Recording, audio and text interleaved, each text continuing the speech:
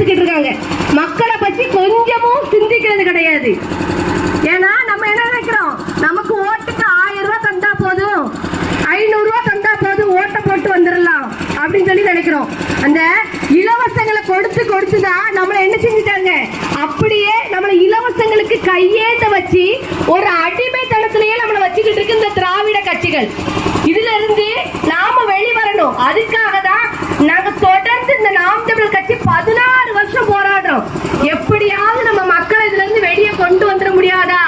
எப்படியாவது மக்கள் இலவசங்களை நம்பி நம்பி ஏமாந்து போறாங்களே, அவங்க வாழ்க்கை நிலை அப்படியே ஏழையாவே இருக்கிறாங்களே, அவங்களுக்கு ஒரு முன்னேற்றம் இல்லையே, அவங்களை எப்படியாவது இதுல இருந்து வெளியே கொண்டு வந்து மக்களை வந்து ஏழ்மை நிலையை நீக்கணும். அவங்களுடைய ஏழ்மையை தான் இந்த திராவிட கட்சிகள் பயன்படுத்தி ஒவ்வொரு முறையும் ஓட்டுக்கு காசு கொடுத்து ஓட்டை வாங்குறாங்க.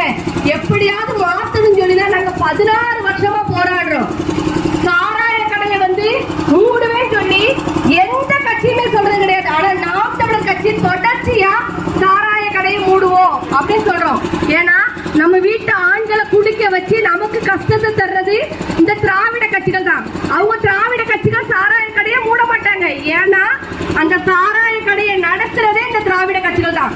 சாராய ஆளை சொந்தமா வச்சு இந்த சாராய கடையில பல கோடி அவங்க லாபம் பார்க்கறதுனால இந்த சாராய கடைகளை மூட மாட்டாங்க. ஆனா நாம் தமிழர் கட்சி என்ன சொல்லுது, நாங்க ஆட்சிக்கு வந்தா எங்களுடைய முதல் கையெழுத்தே இந்த சாராய கடையை மூடுறதுதான் அப்படின்னு சொல்லி நம்ம மக்களுக்காக 1000 ரூபாய் 2000 இலவசம் வேண்டாம், மக்களுக்கு இலவசமா 3 கொடுப்போம்.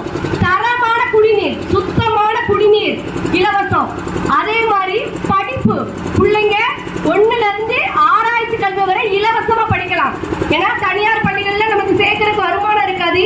அதனால தனியார் பள்ளிக்கூடத்துல எப்படி தரமா கல்வி இருக்கோ